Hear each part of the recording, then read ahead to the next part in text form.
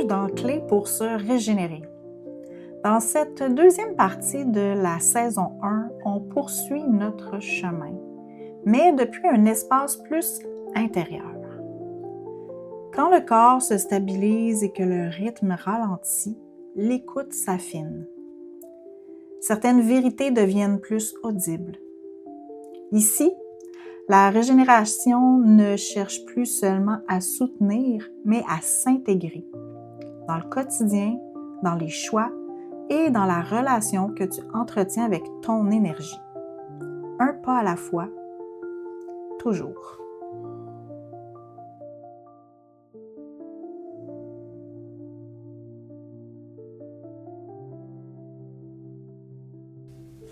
Dans le dernier épisode, on a parlé de la zone de transition.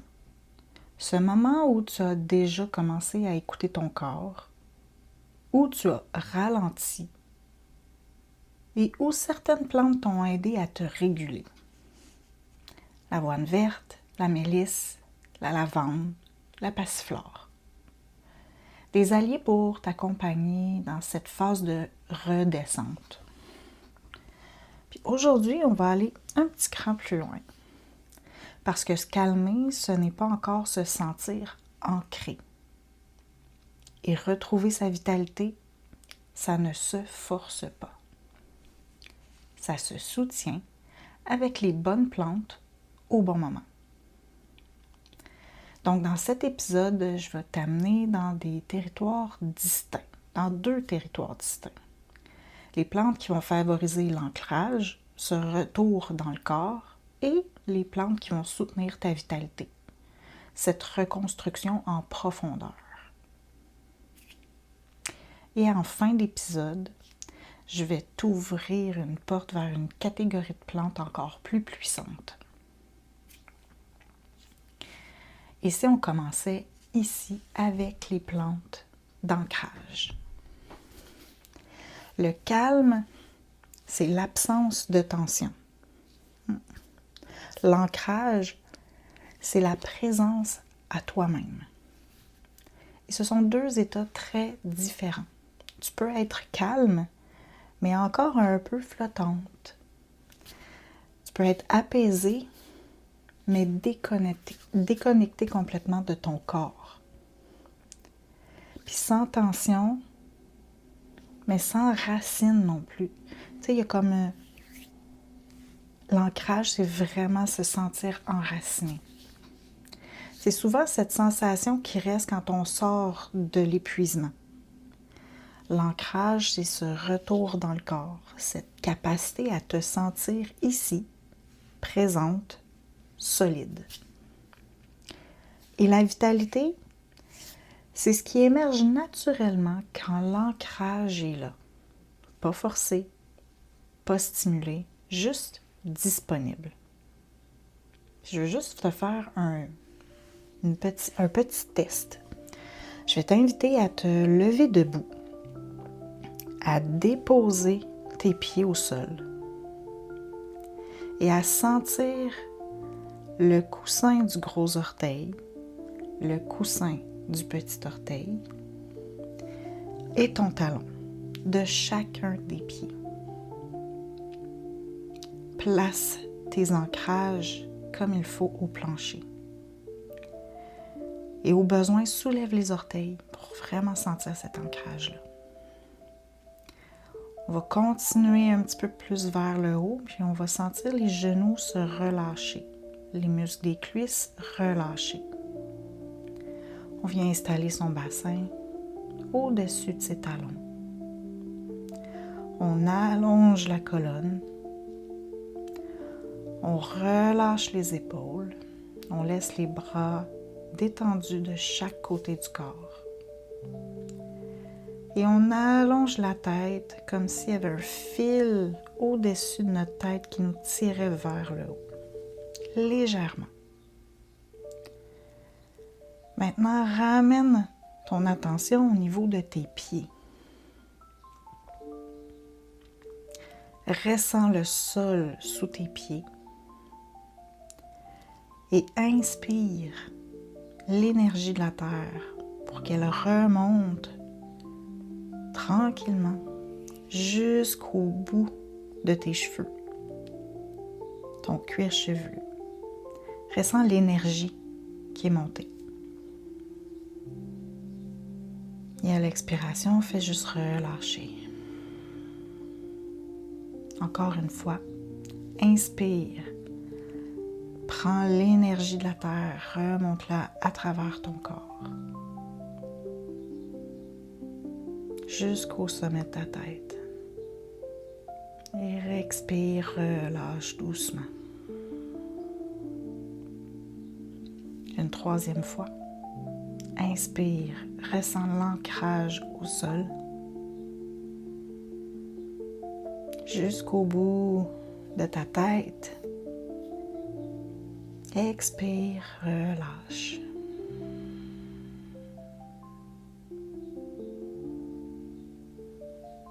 Et reviens dans le moment présent. Et si tu veux partager, tu peux m'écrire à mon adresse courriel info@vickydarou.com pour me dire comment tu t'es sentie. Je suis curieuse. Donc, tu pourrais faire ça de cette manière-là. Sinon, tu peux me rejoindre sur les réseaux sociaux pour pouvoir me partager ton ressenti. Moi, habituellement, quand je fais cette pratique-là, je ressens l'ancrage remonter, la vitalité revenir dans mon corps. J'ai des frissons des fois même quand je fais cette pratique-là.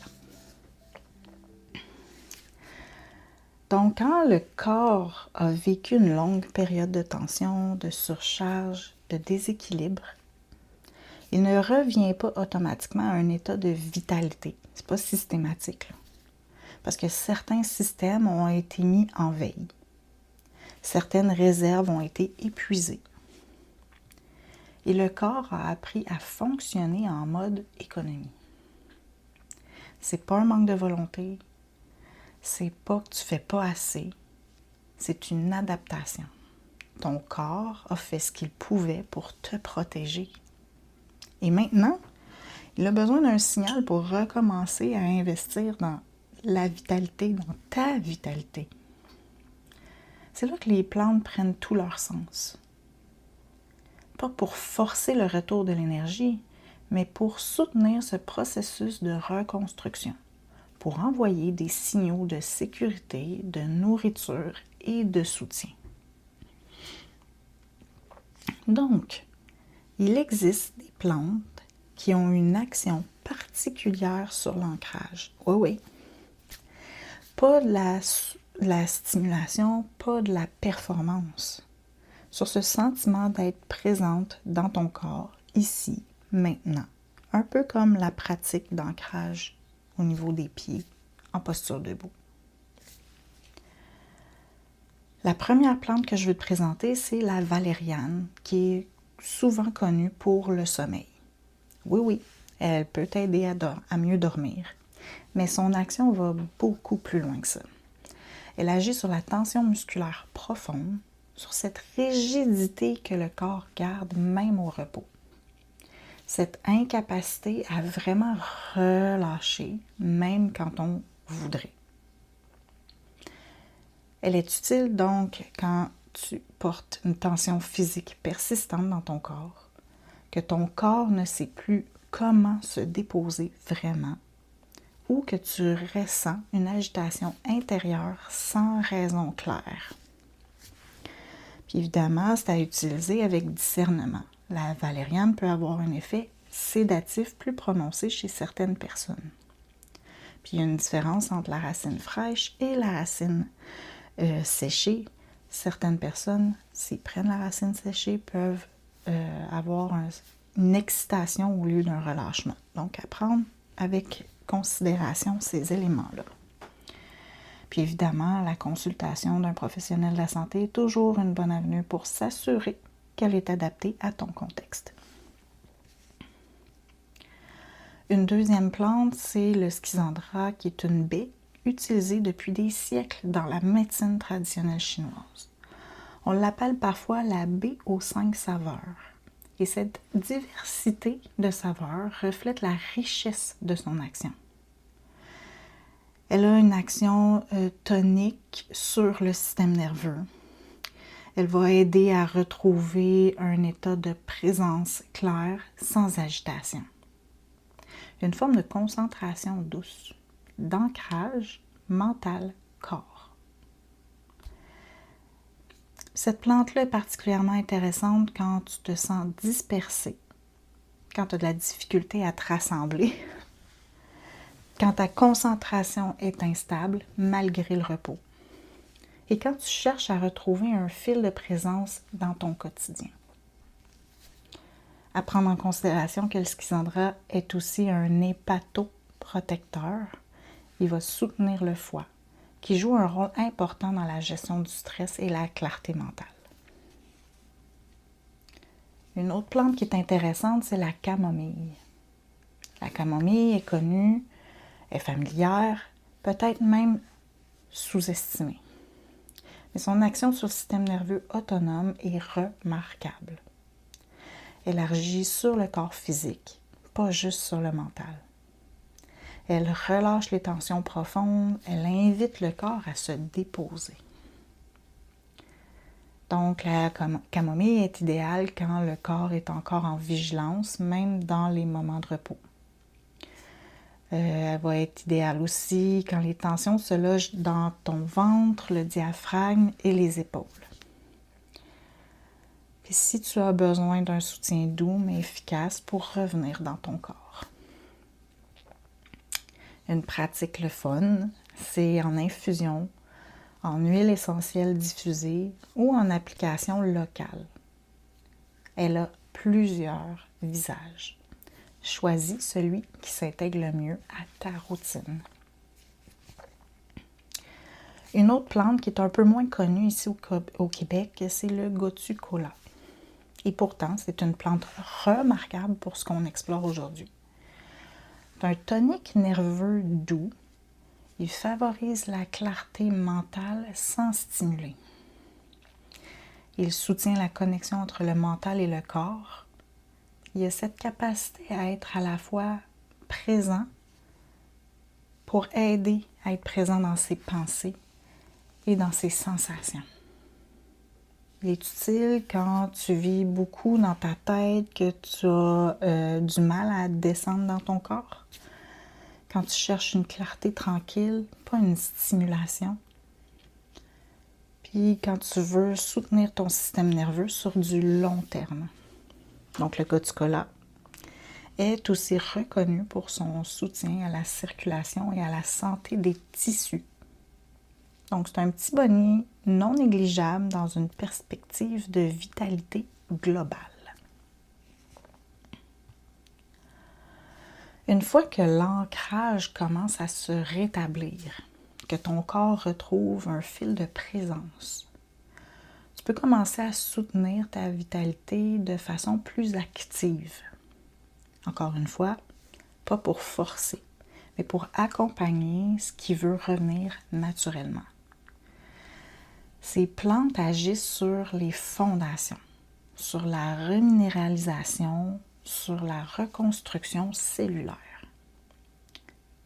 Ça va agir sur les réserves profondes que le corps a peut-être puisées pendant la période difficile. Donc, il y a un besoin de renflouer nos réserves. La plante que j'affectionne le plus dans ces cas-là, c'est l'ortie. Elle est reminéralisante, nutritive, reconstituante. Quand le corps a été en mode survie longtemps, il a souvent puisé dans ses réserves minérales, donc le fer, le magnésium, le calcium, la silice. Puis l'ortie aide à les restaurer, entre autres choses, parce qu'elle fait beaucoup de choses. Mais ça, c'est une des particularités. Donc, elle est utile quand tu te sens épuisé en profondeur, même après le repos, que ta vitalité est basse de façon persistante, quand tu traverses une période de reconstruction physique. En infusion, en capsule ou même dans l'alimentation, c'est une plante qu'on dit de terrain. Elle nourrit les fondations. Il y a aussi la spiruline, qui est une micro-algue d'eau douce. Il y a les algues marines aussi en général, comme la chlorelle, le varech, qui vont être aussi des nutritives, qui sont cousines de l'océan, de la spiruline. Ce qu'elles ont en commun, une densité nutritionnelle exceptionnelle, une richesse en minéraux, en acides aminés, en chlorophylle. Elles vont avoir un soutien à la détoxification cellulaire. Quand le corps sort d'une période d'épuisement, il a souvent besoin d'être nourri en profondeur. Pas stimulé, nourri. Donc la spiruline et les algues répondent exactement à ce besoin-là. Elles vont apporter de la matière, de la densité, du carburant cellulaire. À prendre en considération, il y a une introduction progressive de la spiruline et des autres algues. Donc des petites doses au départ pour laisser le corps s'ajuster. Puis on augmente graduellement jusqu'à une dose maximale. Déterminée. Il y a aussi une autre plante que je veux te parler, c'est la luzerne. Elle est souvent oubliée ou on la pense moins extraordinaire qu'elle l'est. Et pourtant, elle est l'une des plus reminéralisantes qui soit. Elle est riche en vitamines, en minéraux, en chlorophylle et en enzymes digestives. Donc, elle va soutenir l'assimilation des nutriments en plus d'en apporter. C'est un 2 pour 1. Elle est particulièrement intéressante pour soutenir la vitalité hormonale. Elle contient des phytoestrogènes doux, à ne pas négliger. Elle va aider à améliorer la digestion et l'absorption des nutriments à cause des enzymes digestives. Puis elle va aider à reminéraliser en douceur sur le long terme. La luzerne est douce, accessible et s'intègre facilement, en poudre dans un smoothie, en capsule ou en jus d'herbe.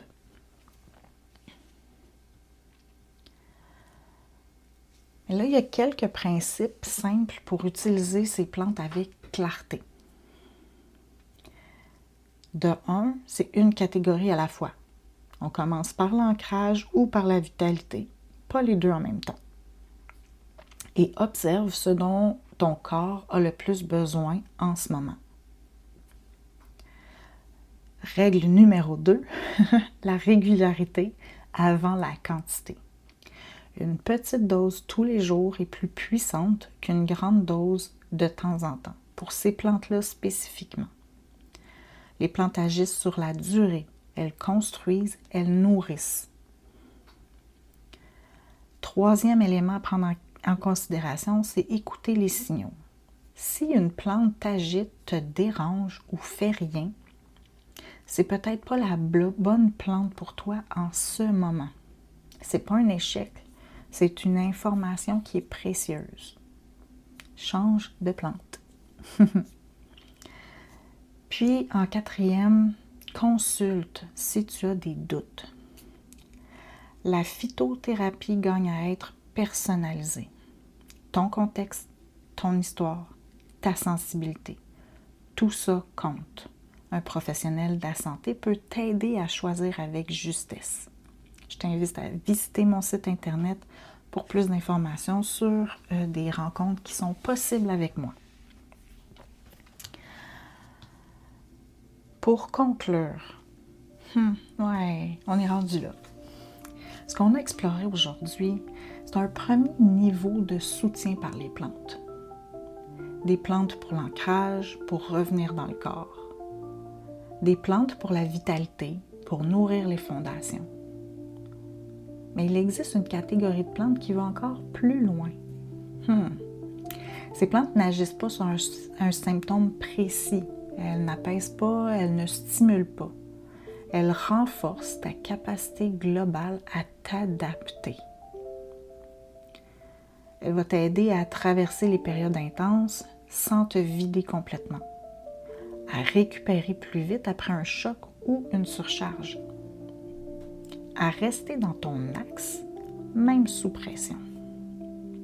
On les appelle les adaptogènes et leur action est différente de tout ce qu'on a exploré jusqu'ici. Parce que ce n'est pas une action de calme, ce n'est pas une action de stimulation.